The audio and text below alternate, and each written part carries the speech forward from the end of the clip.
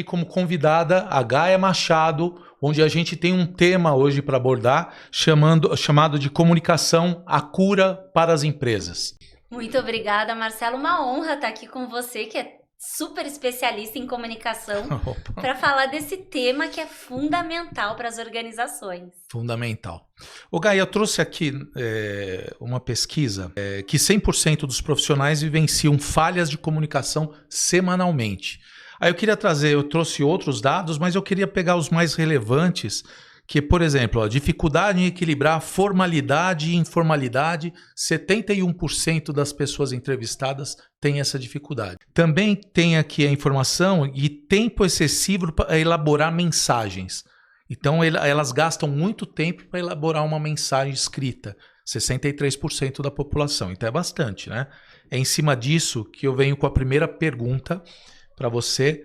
Qual o principal caminho para melhorar a comunicação nas empresas? Nós poderíamos ficar horas falando só disso, né? Pois é, pois é. Olha, acho que se eu falar que o principal é muita ousadia da minha parte. Então, na minha opinião, o principal caminho, ele está relacionado com entender sobre pessoas. Porque no final das contas, a comunicação o que é? Eu trago algo que eu quero que seja comum entre eu e você. Sim. Que você compreenda o que eu estou falando. Mas se eu não entendo como a comunicação, ela de fato entra nos canais perceptivos, como é que eu chamo a atenção de outra pessoa, o que eu devo destacar, o que eu devo excluir, a comunicação não vai ser efetiva. Sim. Então eu acredito que essa base de entender como é que a gente funciona, entender um pouco até como o nosso cérebro funciona, pode ajudar a ter comunicação muito efetiva na vida pessoal e profissional, e para as organizações economizaria muito tempo e dinheiro. Muito tempo, Na realidade, o tempo é dinheiro, né? Então, o que eu vejo muito dentro das organizações é as pessoas não se preocuparem muito com a comunicação. É aquela história. A gente já tem isso como característica de se comunicar. Então, eles deixam de lado. E eles não estão percebendo, há muitos anos já, né? Mas a qualidade da comunicação. E aí é que gera os conflitos, né? A falta de feedback, a percepção de que ninguém está presente naquele momento para te escutar.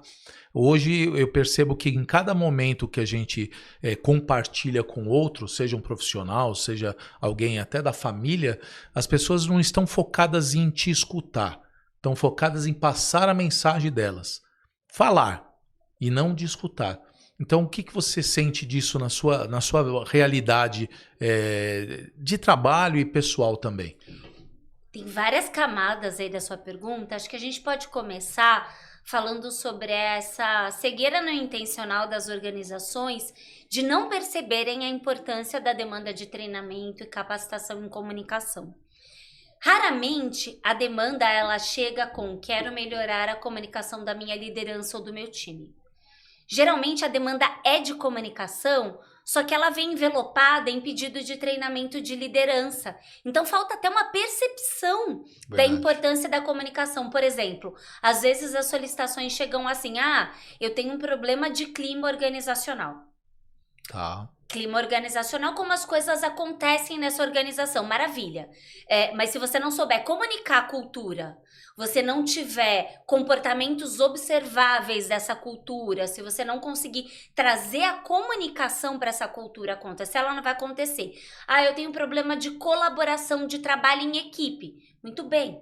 Qual o perfil de comunicação dessas pessoas que fazem parte dessa equipe? Porque cada uma tem um estilo de comunicação diferente. Quando a gente entende quais são os estilos comunicacionais predominantes, o trabalho em equipe flui. A mesma coisa a liderança. O líder está com dificuldade de engajar, porque provavelmente ele não sabe delegar a tarefa dentro do estilo comunicacional que aquele colaborador pede.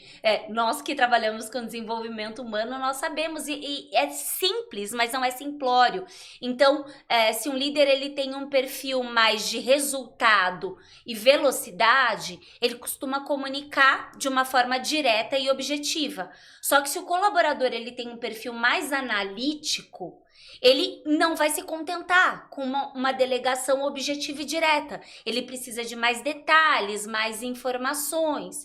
E eu sempre falo que a comunicação não é só saber falar.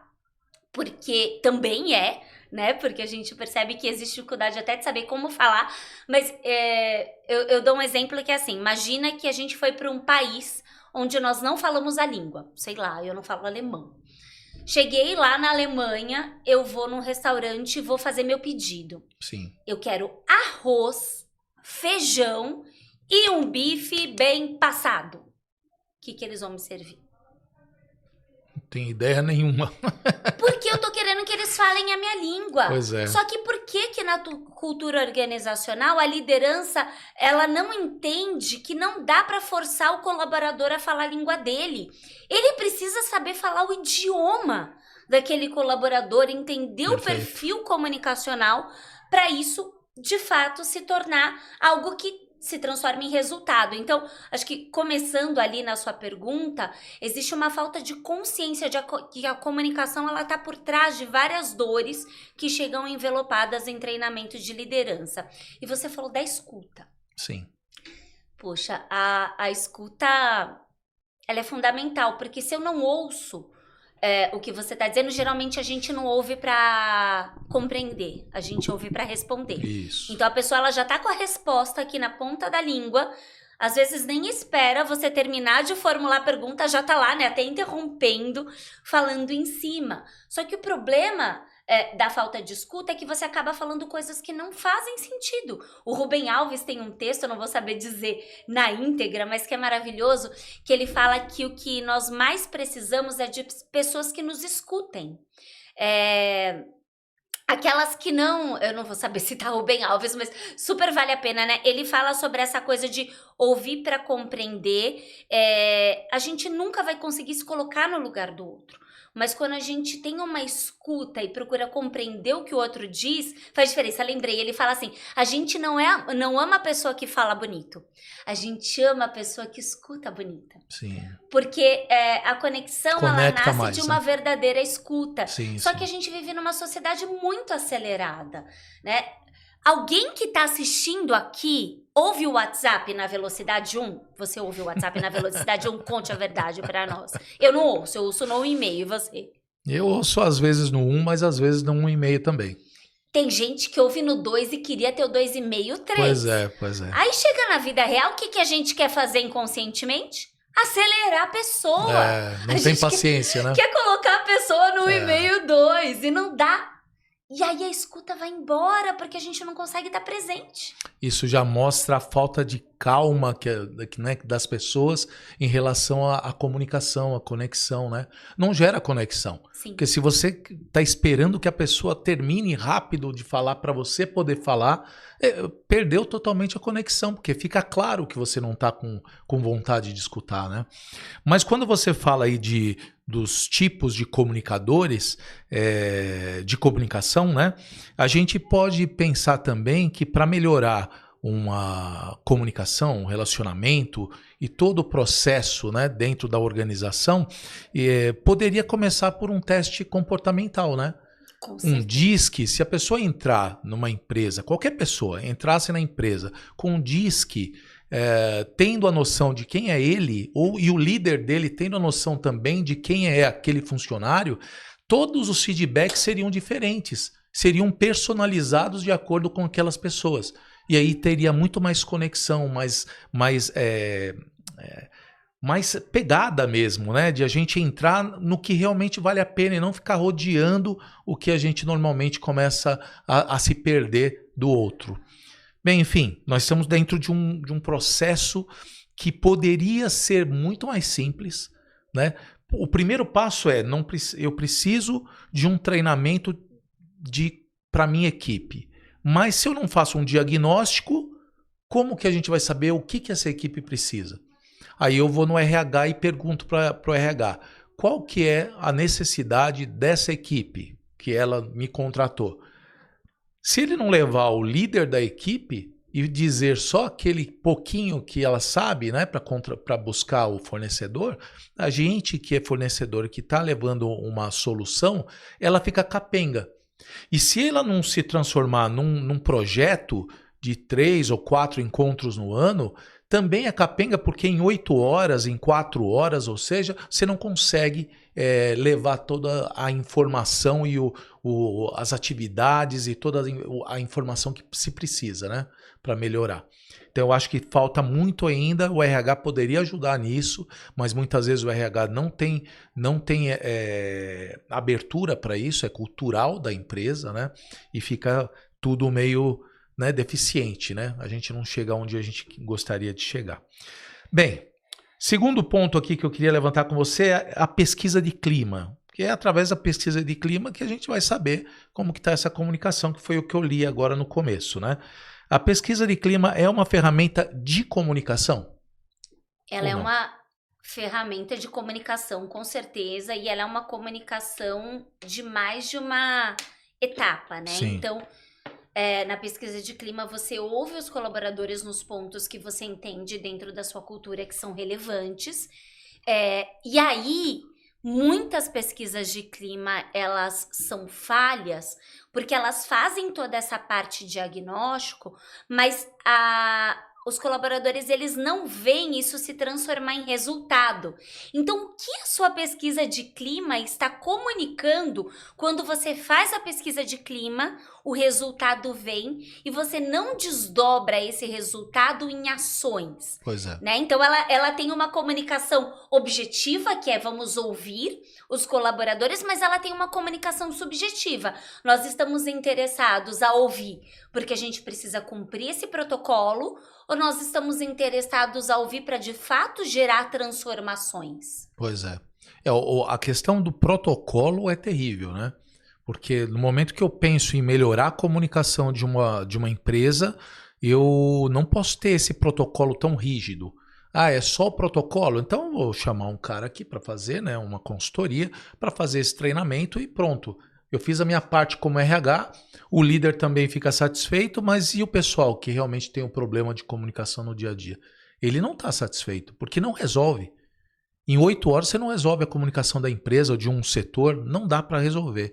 Você precisa de mais tempo, mais contato, mais atividades, mais proximidade com a ferramenta de comunicação.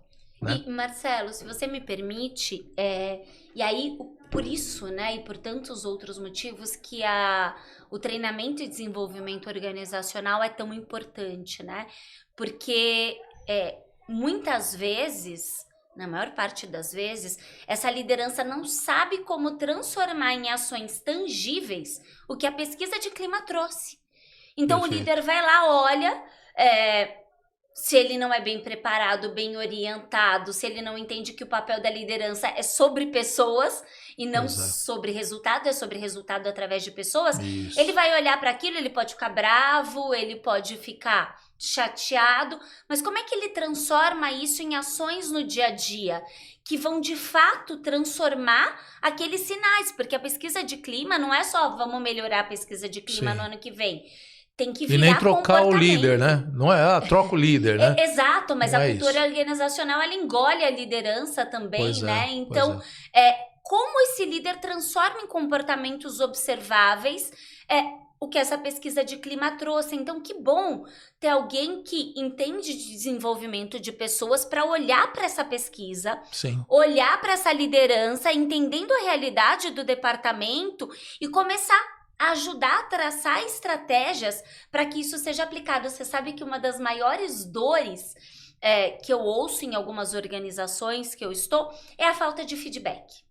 Perfeito. A falta de feedback é algo que impacta cada vez mais. E se a gente for falar sobre gerações, eu tenho falado muito sobre geração Z. Sim.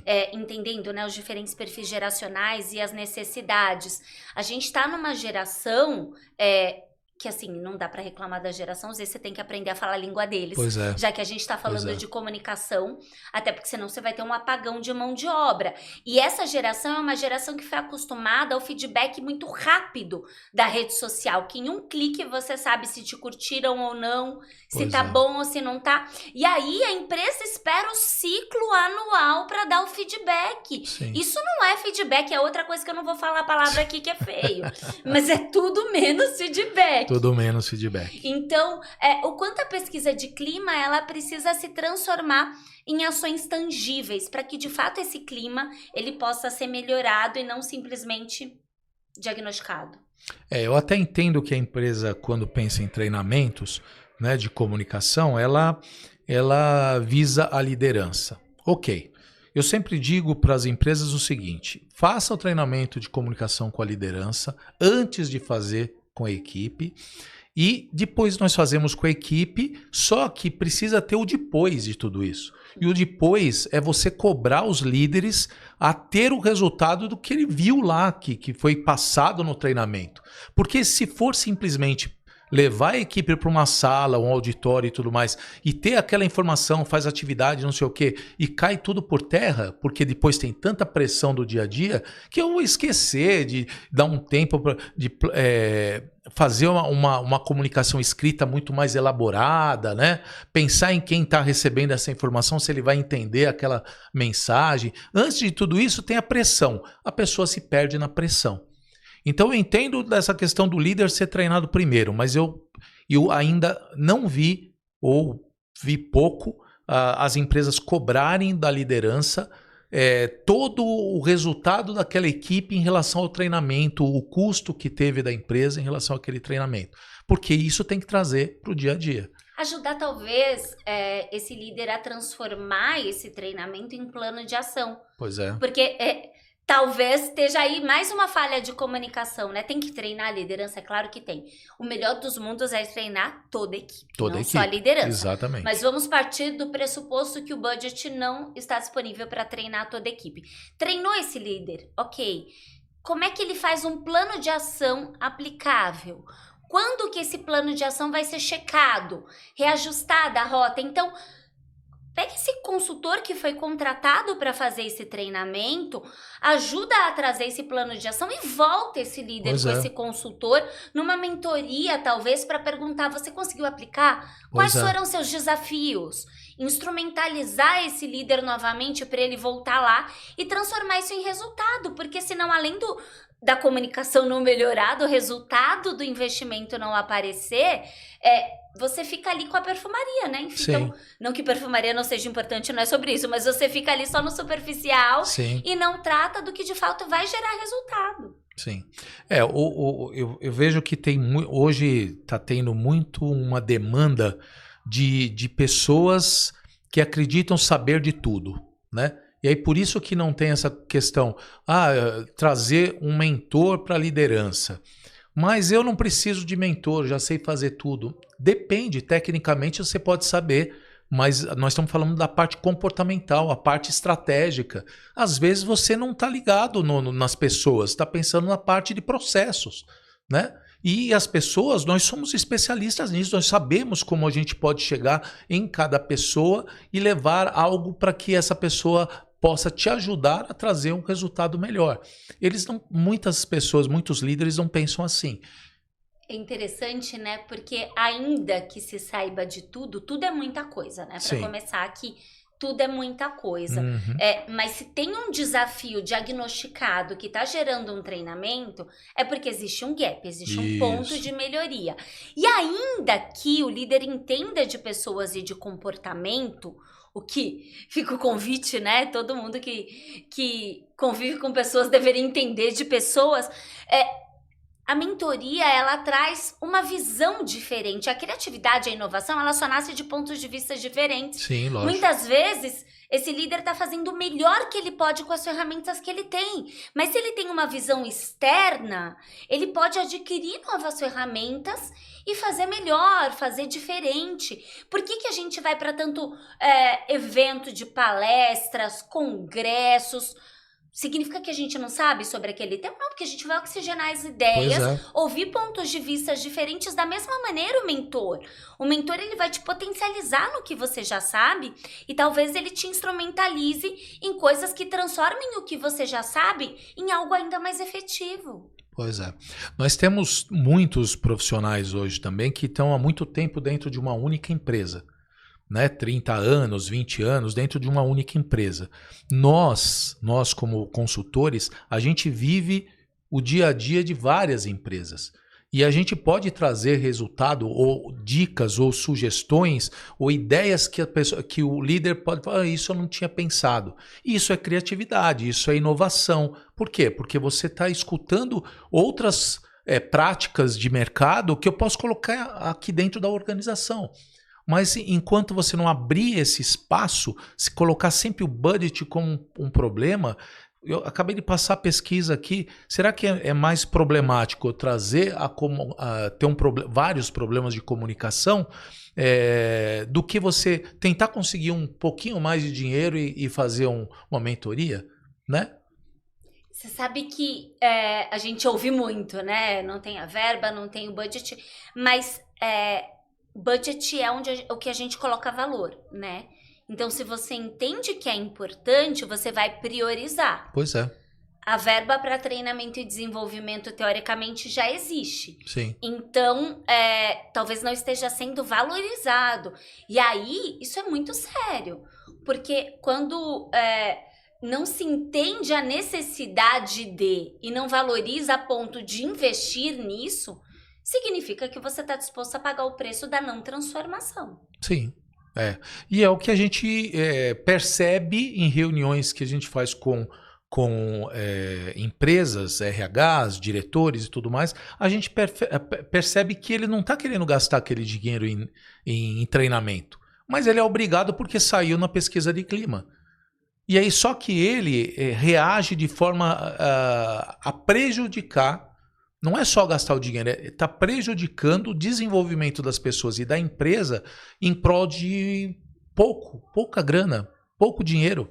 Se você colocar que nós estamos falando de um grupo de pessoas que está tendo um problema e que esse problema reverte em resultado, em produtividade e tudo mais, né? Enfim, é um dilema danado em cima das nossas costas e também das empresas, né? Vamos lá. Outra pergunta, como pode ser feita uma avaliação de desempenho que não gere ruídos? Depende, né? Depende. Eu vou até pegar uma carona na sua fala anterior, porque às vezes eu quero passar um pano para RH também, um pouco. Uhum. Porque o RH, ele tá ali pressionado de todos os lados, sim, né? Com muitos desafios. E nem sempre ele tem acesso ali a tudo que ele gostaria de implementar, o que ele poderia. Avaliação de desempenho, eu partiria de uma coisa anterior, né? Então, assim, muitas empresas, elas fazem o planejamento, ela usa o OKRs, os objetivos financeiros, a meta do ano, mas, de fato, cada pessoa sabe qual é a sua função, quais são os comportamentos esperados, quais são os seus papéis, quais as habilidades elas precisam ter para cumprir com esses papéis, porque como você vai avaliar o desempenho se as pessoas não têm clareza de qual é, de fato, o comportamento e a habilidade que se espera que ela tenha. Sim. Né? É muito desafiador, assim, porque eu lembrei agora do case do projeto Aristóteles. Me permite citar brevemente? Lógico. Não sei se vocês conhecem, fica a recomendação. O Google, ele foi fazer uma pesquisa para tentar entender qual era o segredo, qual era a chave das equipes de mais alto desempenho. E aí eles rodaram uma pesquisa enorme e descobriram que as equipes de alto desempenho não eram aquelas que faziam reunião em pé ou que batiam as metas na metade do mês, mas aquelas que tinham segurança psicológica. E aí, no case, né, no estudo de caso do projeto, eles citam um líder, o Matt, não lembro o sobrenome dele agora, Sim. que o Matt assumiu um departamento lá no Google de altíssimo desempenho. E ele ficou muito feliz, porque ele falou, aqui a gente vai voar, né? Essa equipe vai dar muitos resultados. E, com o passar do tempo, ele foi percebendo que os resultados eles não estavam acontecendo como o nível que aquela equipe tinha poderia desempenhar. Chegar. Porque ele descobriu que as pessoas não tinham clareza sobre qual era o papel delas dentro da equipe. E aí, o que o Matt fez? E aí fica a dica. Ele saiu com a equipe, foi para um off-site, né? Foi para um encontro fora do horário de expediente. E eles foram conversar sobre esses desafios, mas antes de começar a falar sobre esses desafios, ele compartilhou uma vulnerabilidade pessoal muito grande, que aquelas pessoas do time não sabiam. Não conheciam. Ele estava num tratamento de saúde, enfim. Sim. Depois que ele compartilhou essa vulnerabilidade muito grande, as pessoas do time começaram a compartilhar coisas pessoais e vulnerabilidades. Depois daquilo, eles foram tratados temas de trabalho. E, pelo fato das pessoas terem aberto espaço para vulnerabilidade, pela permissão de ser de verdade, elas ficaram muito mais confortáveis para falar sobre o que precisava melhorar e o que não estava funcionando. Então, o Patrick Lencioni, lá nos 5 Desafios da Equipe, ele fala a confiança, a segurança psicológica é a base para qualquer resultado. Então, quando você fala de desempenho, você está criando um espaço de segurança psicológica nessa equipe para que as pessoas possam discordar, questionar, falar que elas não sabem qual o papel dela, assumir que elas erraram, perguntar. Porque a avaliação de desempenho ela vai ser capenga, se não existir espaço para segurança psicológica. Então, a gente tem que voltar 10 casas, né? Tem que voltar. Eu trabalhei numa empresa de RH, de contratação, recrutamento e seleção, né? E eu conduzi uma equipe comercial lá e tudo mais. E aí, o RH criou uma avaliação de desempenho para a empresa toda. Só que eles achavam que eles tinham que tratar de assuntos para o comercial, tinha que tratar de assuntos que eram relevantes à meta e tudo mais. Mas deu um ruim gigantesco, porque eles não sabiam como levar e nem prepararam a equipe para ter uma avaliação. Então, assim, ficou muito feio para todo mundo. Eu, que era líder, para o RH, para a empresa, diretores e tudo mais, muito feio. Então, eu vejo que se você não voltar a essas casas, né, e analisar, será que isso serve para todo mundo? Ou será que a gente precisa fazer algo diferente para o comercial? Sendo que a gente está falando de, muitas vezes, a avaliação de desempenho não precisa estar relacionada a quanto vendeu. Né? Você pode ter uma outra avaliação aí, né, que é a performance profissional, mas e a pessoal? Né? Qual a necessidade que eu preciso, que aquele funcionário precisa desempenhar aqui, né? E eu preciso entender isso com uma forma comportamental também. Eles misturaram tudo e isso atrapalhou a avaliação e ficou muito ruim diante de todo mundo, não deu certo, cancelado no meio, ficou feio, ficou muito feio. Então eu vejo que essa separação de pessoas de algo que seja técnico tem que existir, só que as empresas ainda não encontraram a forma. Parece que não tem, é meio cultural. Você está numa empresa que a cultura ainda não está sendo levada a analisar o que são pessoas e o que é a parte profissional dessas pessoas. Né? Ninguém está pensando em saúde mental. Se não tem uma lei de NR1, não vai se pensar nisso. Vai sempre criticar a pessoa porque está com problema de saúde, porque saiu se afastou da empresa, fez isso de propósito, tem um julgamento, tem um monte de coisa. Né? Então eu vejo que essa casa que você falou que tem que voltar muitas mesmo. Muitas, para a gente corrigir. E o primeiro passo é ter certeza absoluta que a comunicação dentro de qualquer empresa é muito ruim. Ainda.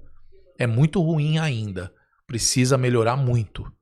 Né? Então essa é a minha visão sobre o que a gente precisa em relação à comunicação. Vamos seguindo. Me diz uma coisa. Encontro entre colaboradores de setores diferentes, sem a liderança, pode ajudar a melhorar o ambiente de trabalho? Na minha opinião, sim. E por que isso? Primeiro, né? Você falou de saúde mental e é essencial E existe um terceiro pilar, que aí se as empresas não estão olhando para a saúde mental, que dirá esse terceiro pilar, né? Qual que é? É a saúde social. Então, nos últimos anos já se constatou que a saúde mental e a saúde física, elas são 2 pés de um tripé. A saúde social é fundamental. A Organização Mundial da Saúde, inclusive, criou um departamento para trabalhar e entender saúde social. Países como o Japão e Reino Unido criaram ministérios da solidão. A saúde social, ela impacta na produtividade, no resultado, no desempenho. E eu prometo que eu vou chegar na sua resposta. Tem um estudo que mostra que primeiro vou separar a solidão de solitude. Solitude é quando eu tô na minha casa, lendo um livro maravilhoso, tomando um vinhozinho, amando minha companhia. Que é muito bom, né? Ou seu suco verde, o que você quiser. Sim. Né? E a solidão é quando eu preciso ter com quem contar e eu não tenho com quem contar. Estudos comprovam que a solidão, esse se sentir só, ele faz tão mal para a saúde quanto fumar 15 cigarros por dia. Então, a gente vive num mundo onde as pessoas estão com muito mais dificuldade de se conectar. A inteligência artificial e a internet e a pandemia tornaram as conexões cada vez mais frágeis. A gente não quer fricção. A gente não quer quem discorde da gente. A gente não quer quem fale, não é assim, pra mim não funciona. Então, quando as pessoas se dão ao trabalho de saírem com as pessoas do trabalho, conviverem, elas já estão fortalecendo os laços. Se eu precisar colaborar com você, Marcelo, que eu conheço, a gente já fez projetos juntos, eu torço por você, eu sei que você torce por mim, e tiver que colaborar com o Flávio, nada contra o Flávio, eu conheci o Flávio hoje, gente boa, mas conheci o Flávio hoje. Sim. Com quem que eu vou colaborar? Com você. Se eu tiver que escolher um dos dois, eu vou colaborar com você, porque eu te conheço mais. Então, esse espaço onde as pessoas da empresa, elas estabelecem relações, elas vão criando vínculos de confiança, elas vão criando espaço para segurança psicológica e, consequentemente, isso vai dar espaço para colaboração, vai ajudar na inovação. A inovação, ela vem muito dos laços fracos, né? Que chamamos laços fortes, são os nossos relacionamentos mais próximos. Sim. Aquelas pessoas Família, que a gente convive amigos. Muito proximamente na nossa vida íntima. Sim. Só que muitas vezes essas pessoas têm mais ou menos a mesma linha de raciocínio que nós. Sim. Então, a gente acaba vendo as coisas do mesmo jeito, pensando as coisas da mesma forma. Quando eu convivo com diversas pessoas e estou disposta a ouvir opiniões diferentes, isso amplia meu radar, melhora a criatividade. Então, sim, as pessoas deveriam ter espaço de convivência com as pessoas do ambiente de trabalho. As empresas deveriam promover esses eventos, esses espaços, onde as pessoas têm a possibilidade de conviver para além do tema profissional. Porque isso gera conexão, engajamento, colaboração, inovação e resultado. Além da afinidade que você vai criando, né? Porque como você contou aí na história, quando você conta uma vulnerabilidade, pode ser que você crie uma afinidade com a outra pessoa, porque eu passei por aquilo também. Sim. Né? Aí dá para ser até empático, porque eu já vivenciei e tudo mais, né? Então eu acredito muito nisso e já falei em outros podcasts também sobre essa questão do que eu já passei por isso, transformei algumas empresas em empresas que a gente trocava muita ideia entre setores, isso traz resultado. Só que é incrível que a empresa talvez não chegue para os diretores, os presidentes e tudo mais, a forma com que se alcançou um resultado. Talvez não chegue para ele. Chegou eu preciso de 1 milhão. Tá bom, eu vou lá e atinjo 1 milhão. Às vezes 1,5 milhão. Ah, parabéns, quem foi que atingiu? Ah, o Marcelo e a equipe dele. Beleza. Como foi que eu atingi? Se chegasse... Talvez a diretoria, a presidência, a cúpula começaria a pensar, nossa, mas o Marcelo fez isso e conseguiu. Por que a gente não pega isso e leva para os outros setores também? Aí cada setor ia ter uma obrigação de fazer algo diferente, não precisaria copiar, mas fazer algo diferente. É possível através das pessoas. Então, esse espaço que a gente, esse vazio que a gente deixa, né? É um vazio que as empresas tem e que não quer preencher, porque poderia ser preenchido com alguma coisa mais plausível do que simplesmente falar, olha, eu preciso de um treinamento de 4 horas, de 2 horas, uma palestra de 1 hora. Eu não sei se não quer ou se às vezes não tem caminhos para, sabe? Eu vejo que o dia a dia das organizações, eu tenho também empresa, é tanta entrega, meta, resultado, Sim. prazo, que muitas vezes isso engole o espaço. Talvez seja um desafio mesmo colocar na agenda os momentos de desenvolvimento, os momentos de benchmark entre os líderes sobre Sim. eu fiz isso aqui, deu certo, Deixar claro, né, como que foi. Porque se você não colocar na agenda, dificilmente vai ter o espaço mesmo. É muito desafiador. Então, essa cultura que talvez possa começar a acontecer de colocar lá na agenda. Espaço para troca de ideias, espaço para benchmark. Eu falei com uma pessoa esses dias, eu achei maravilhoso. Ela ocupa um cargo de liderança e ela falou que ela tem um espaço semanal com o time. E que tinha uma semana que ela faz check-ins emocionais e conversa e conecta, né? Sim. E aí teve uma semana que ela não tinha o que falar com uma pessoa da equipe necessariamente e ela foi dispensar esse momento. E aí o colaborador falou assim, não, mas a gente pode pelo menos conversar e fazer o check-in? Olha só, né? Então, essa coisa de colocar o desenvolvimento na agenda e entender que não necessariamente você vai ter um resultado visível a curto prazo com uma planilha preenchida. Mas que isso tem um resultado imensurável, intangível. Isso, invisível, que vai se acumulando, né? Ao longo do tempo, né? Perfeito. Com relações de confiança. Perfeito. É mais ou menos isso que falta nas organizações. Porque não é só criar projetos, né? Eu vejo um monte de empresa que eu já visitei e tudo mais, que cria um projeto atrás do outro. Muitos desistem no meio do caminho, né? Não dão certo. Então, se você cria um projeto e deu certo aquele, replica, continua, aí vamos para o segundo. Eu acho que tem muito projeto jogado ao vento e um dos projetos é comunicação. Como melhorar a comunicação? Vamos criar um projeto aqui. Não é só criar conversinha, cafezinho com o diretor, não é só fazer uma coisinha aqui, outro ali. Não, precisa ser algo que vai resolver o problema. Existe solução. E essa solução está nas pessoas. Certeza absoluta. Vamos lá. Muito bom. A integração entre os líderes da empresa, seja por treinamentos ou happy hours, funciona como estratégia para melhorar a comunicação? Acredito que sim também. A gente só precisa cuidar, né? Porque quando a gente fala de happy hour, de eventos fora, existem coisas que acontecem espontaneamente porque as pessoas elas têm interesse em se reunir e estreitar esses laços. E existem momentos promovidos pela empresa.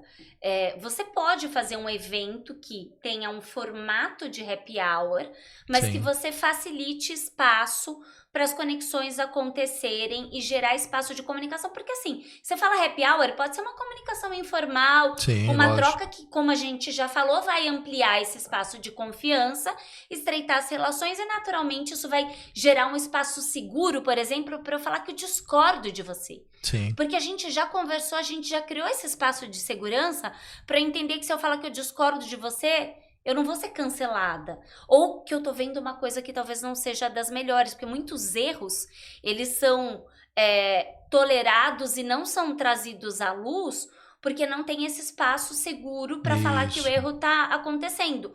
Então, é uma happy hour para sociabilizar, ou a gente pode até usar esses encontros e trazer uma dinâmica, uma ação, uma intervenção de comunicação que possa ajudar a estreitar esses laços. A gente que dá treinamento e desenvolvimento tem muitas estratégias, né? Desde aquelas bem básicas do cartão de conversa, né? Do puxa-papo. Essas conversas mediadas, elas são mais efetivas do que simplesmente fazer uma happy hour e mandar as pessoas pra lá. Sim. Isso é claro, porque senão vira meio bagunça, né? Vamos bagunçar aqui, vamos falar bobagem e tudo mais, né? dependendo das pessoas e da equipe, pode até gerar espaço para fofoca, Isso, para rádio fofoca, peão. exatamente. Esse é o caminho, não entrar na fofoca, né? Esse é o objetivo, né?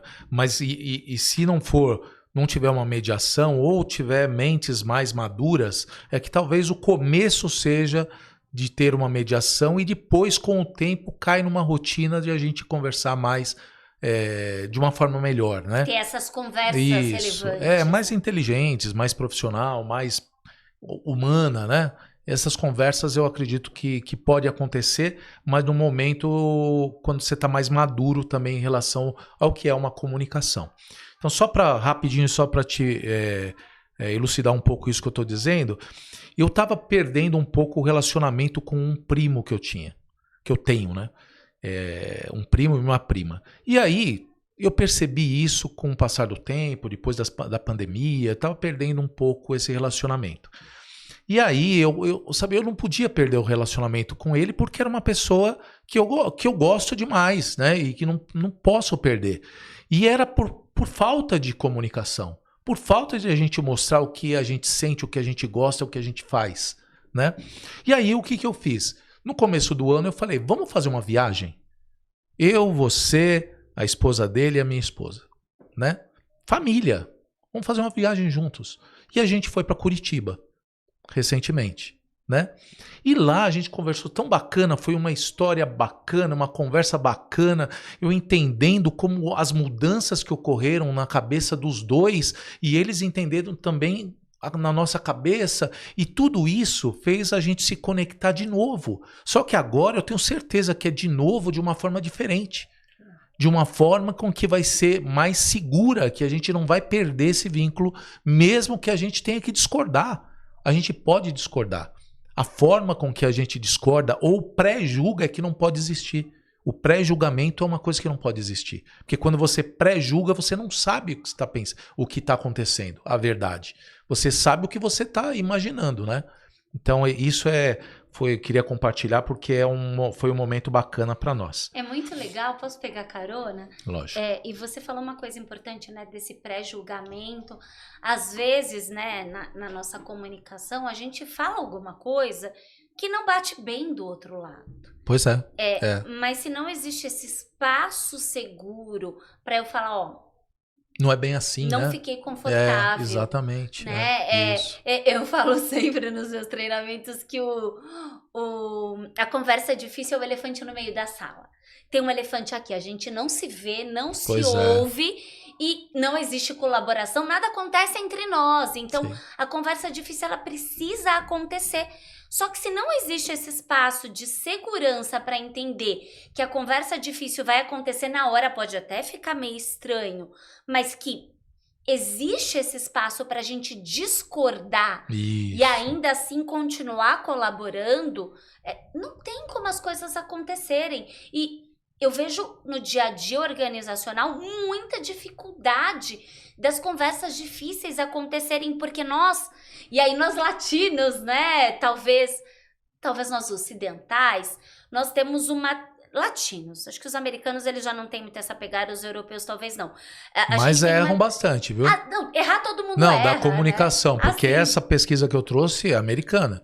Sim, mas é porque o americano ele tem uma coisa mais direta. Um perfil diferente, né? Se eu, por exemplo, for dar um feedback para uma pessoa que tá ali e eu falar que ela não fez isso aqui da forma como deveria. Tá. Aqui na nossa cultura, a gente tem a tendência, existe a possibilidade dela achar que eu tô falando dela. Sim. Que ela não é boa. E aí, por que um treinamento de comunicação é tão importante? Porque às vezes a gente nem fala direito. Fulana, errado isso aqui, como é que você faz isso? Eu coloquei pro eu dela. Como é que você faz isso? É muito violento, então, né? ao invés dela pegar o feedback, ela vai se sentir ofendida. Isso. Agora, se eu soubesse dar um feedback adequado, eu falaria assim, fulana, a forma como você fez isso não é a melhor. Por qual motivo? Porque isso aqui não ficou claro pro cliente. E aí, eu trago o feed forward, né? Eu trago qual é o ponto de melhoria que eu espero. Da próxima vez que você for fazer isso aqui, você pode, por favor, destacar isso aqui em amarelo e azul para ficar mais compreensível? A fulana vai ter mais dificuldade dela levar pro coração. Sim. Porque eu não falei sobre ela, eu falei sobre a O coisa. que eu preciso, Então né? a gente tem uma dificuldade de quem fala, né? Quem leva o tema difícil, Isso. para não colocar pro eu da pessoa, pra identidade dela, em contrapartida quem recebe, que às vezes até a fala foi adequada, mas que a pessoa não tem discernimento para separar o que é ela e o que ela fez que tá recebendo feedback. Então eu sinto que é um dos grandes desafios, a gente saber falar sobre as coisas sem levar pro pessoal. Sim. E vai de encontro ao que eu falei da viagem com o meu primo, porque assim, no momento que você cria essa afinidade que a gente vem falando e tudo mais, tem um começo, né, da comunicação. Não pode ser direto você já falar que tem um problema aqui no copo que precisa uma cor diferente. Não, a presença do líder, todos os dias eu estar ali para entender a pessoa, para saber o que ela está precisando, se eu posso ajudar, alguma coisa assim, e fazendo happy hours, fazendo reuniões, onde você é educado com todo mundo, talvez um dia que você não pareça não educado, vai ser visto de outra forma. Agora, se eu não faço nada disso, né, que é o antes, eu não faço nada disso, e um dia eu preciso pedir algo diferente, mais pesado, a pessoa vai ver como crítica e violento para ela, né? E o líder precisa aprender a pedir feedback. Isso. Esse líder tá dando espaço seguro para a equipe dar feedback? Isso. Eu acredito muito em começar uma reunião perguntando o que nós fizemos que funcionou e o que nós fizemos que não funcionou. O que nós precisamos fazer para que isso não se repita. Perfeito. Porque o líder que ele não tá aberto a feedback, a equipe vai esconder informações, não porque a equipe é má e tá escondendo, porque ela não sente esse espaço seguro para isso. Até para você dar feedback, você tem que estar aberto a receber. Perfeito. Porque assim, não existe erro só em uma esfera das Sim, relações, lógico né? que não. Nós somos humanos e todos nós erramos. Sim. E permissão para ser humano é importante de entender que Tudo bem, equívocos, erros vão tudo bem, acontecer. Mas esse espaço do líder também se colocar na arena, sabe? Do líder falar, ó, eu sei que eu não sou perfeito, eu não tô aqui derrubando só regra. Por favor, me falem onde eu posso melhorar. É isso aí. Vamos lá. Indicadores podem contribuir para esses encontros serem eficazes? Acredito que sim. Acho que a gente só tem que tomar cuidado para não engessar os encontros, né? Pensando aí nesses encontros que nós falamos, acho que eu falou tanta coisa, né, no meio do caminho, mas pensando nesses encontros de happy hour, de sociabilização, o que seria um indicador que não engessaria esse encontro e perderia a naturalidade que ele se propõe? Então, o indicador é as pessoas voltarem para o próximo encontro? Quantas Não pessoas sei. voltaram, quantas não, né? Porque eu tenho dúvida de se você colocar um indicador, se vira mais uma reunião de obrigação do que necessariamente um espaço para vulnerabilidade e conexão. Então, acho que qual é o objetivo? Sim. Você sabe que você disse isso e me trouxe uma outra experiência que eu tive. Eu fui contratado uma vez para ser o gerente de uma equipe grande de vendas e nós estávamos no caminho de mudar completamente todo o processo ali de vendas, que não estava bom, a empresa contratou a gente por causa disso, mas o que aconteceu? Essa empresa, ela abriu um espaço para todo final de ano levar a equipe toda para uma viagem. A equipe toda. Então lá, sei lá quantas pessoas tinham. Era muitas pessoas, 200, 300, sei lá, coisas assim. E aí o dono da empresa levava a empresa toda, contratava uma empresa de atendimento para ficar lá na organização só pegando informação, né, e passando informações que eram relevantes e levava a empresa toda. Ok. Aí como eu era novo de empresa, estava há pouco tempo, alguns meses, 6 meses talvez, para que tivesse esse encontro e essa viagem, a minha ideia seria o seguinte, vamos para o resort tal, né? E a empresa ia levar para o resort. E lá dentro a gente faz o seguinte, a gente fala de metas para o ano que vem, como toda empresa, né, leva essas informações. Mas eu não entendi, e depois eu acabei entendendo, que aquele momento que o dono da empresa proporcionava para as pessoas era um momento de conhecer o outro. Legal. que não era para falar sobre metas. Mesmo não tendo batido as metas e por isso contratou a gente, na minha cabeça não vinha isso. Na minha cabeça vinha, e aí, e o resultado? E como a gente vai fazer? Porque eu era cobrado por isso, né?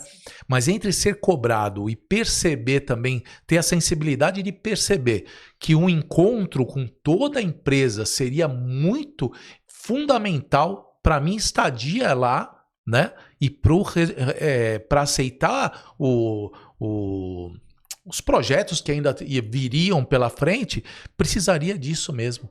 Né? E eu demorou um pouquinho para eu entendi, mas cabe a isso que você está dizendo. Precisa ter esse momento, senão indicadores só vai ser algo meio engessado. Sim. Sempre engessado, né? Se não tiver essa percepção. Eu adorei, né? Que instinto fino de entender que isso é investimento, isso, né? Muito legal. Infelizmente, a gente não encontra empresários assim, né? Poucos a gente encontra. Quem sabe a nossa conversa aqui desperte quem sabe, a atenção de alguém, ou marca um happy hour, um almoço com a galera. Muda muito a relação. Mas precisa estar lá presente mesmo para escutar, né? Não é para querer falar alguma coisa. Participar, né? Para ser de verdade também. Acho que é se colocar na experiência por inteiro também, né? Tirar essa capa. Isso. O dono sabia fazer isso. Sabia muito bem fazer isso. Eu queria fazer uma última pergunta aqui para você. Na sua opinião, qual o grande erro corporativo em relação à comunicação? A gente falou um monte aqui, né? Mas qual o principal erro corporativo, na sua opinião? Vou voltar lá na nossa primeira pergunta, como nós começamos a conversa. Não entender que comunicação está na entrelinha de muitas dores que a empresa tem. Então, se você destrinchar só um pouquinho qual é o desafio, você vai entender que treinamento de liderança é muita coisa, né? Mas qual é a dor que precisa ser tratada? O que está sendo demandado? Reservar um espaço para comunicação, porque a comunicação ela é a alma de como as coisas acontecem. Se um departamento não comunica bem com o outro, ele vai pensar só na meta dele. E se a meta dele, para resolver a meta dele, eu atrapalhar aqui o prazo do outro, eu não tenho essa visão global, eu não sei comunicar. Se o líder ele não entende como comunicar com a equipe, se a equipe não entende como se comunicar para colaborar. Então, você falou, e eu concordo muito, fazer um diagnóstico de perfil comportamental e comunicacional. O DISC, por exemplo, que você citou, ele é maravilhoso, porque além dos perfis comunicacionais, ele destrava muitas coisas, né? Isso. Ele fala sobre muitas outras características que muitas vezes as pessoas elas percebem como defeito, como problema. Muitas coisas que são atribuídas à personalidade das pessoas e que na verdade é perfil comunicacional. Então, eu acredito que se a empresa compreender que a comunicação ela está por trás de muitos desses desafios e se convidar a olhar, talvez com um investimento em comunicação assertivo, muitas outras dores sejam resolvidas. E de graça, né? Você vai lá, dá um treinamento... Você compra um, leva 3. Você compra um, dá um treinamento 2 ou 3 e resolveu vários outros problemas que a empresa tem. Isso é percepção. Sim. Pode-se pensar muito mais de forma ampla, né? Quando você contrata um treinamento. E não só para dar um tique lá e falar assim, já foi, o treinamento esse ano já foi, esquece. Se você quiser dar um super tique, faz um treinamento de comunicação bem adequado, feito. Isso. Que com certeza a próxima pesquisa de clima vai ser impactada positivamente. E mais que a pesquisa de clima, porque ela só é um raio-x, né? Sim. As relações vão melhorar e os resultados vão ser ainda mais visíveis. Eu desenhei para um livro que eu escrevi o que eu chamei de movimento da humanização. Que começa lá da confiança e respeito, trafega por várias outras conexões, relacionamento, né? Conflito, porque o conflito é oposição de ideia, então eu tenho a minha ideia, você tem a sua, juntos a gente pode criar algo novo, até chegar em tudo isso se transformar em novos negócios, em novos projetos, né? Então, eu vejo sempre as pessoas no meio dessa pirâmide e a gente trabalhando num ciclo, né? Apesar de ser uma pirâmide que eu desenhei, poderia ser um ciclo também, mas é um ciclo de vida dentro daquela organização, dentro de qualquer organização. Então, eu penso que, por intermédio das pessoas, a gente pode vingar muitas coisas que não são vingadas durante anos, décadas e tudo mais. Adorei, já quero ler e já quero aproveitar para perguntar se eu posso falar do meu livro. Pode, lógico. Pode falar pra gente terminar, pode falar. Dia 2 de dezembro, você tá convidadíssimo, vou te mandar, que ainda tá definindo qual é o local. Vai ser uma livraria da Vila, mas ainda não sei qual unidade. Eu vou lançar o Intencional, chama Intencional, Estratégias da Ciência Comportamental para Criar Futuros Desejáveis. Então, através de 12 capítulos, a gente olha para como criar nossa vida intencionalmente, quais são os fatores que impedem, desde a percepção até a nossa força de vontade, a tomada de decisão, com ferramentas e estratégias aplicáveis para conseguir criar uma vida mais intencional. E a gente pode levar isso para a nossa vida pessoal, para a nossa vida profissional, porque eu acredito que quando tem intencionalidade, quando a gente sabe onde a gente quer chegar, a gente começa a se aprimorar e a se desenvolver, os resultados, eles com certeza vão acontecer. Perfeito. Então eu te mando o convite e te espero lá, dia 2 de dezembro, e em breve aí nas livrarias em português e inglês à disposição também. Parabéns, Gaia. Gaia Machado, muito obrigado. E obrigado principalmente por ter aceito o convite, tá bom? Muito obrigado. Eu que agradeço, uma honra. Valeu.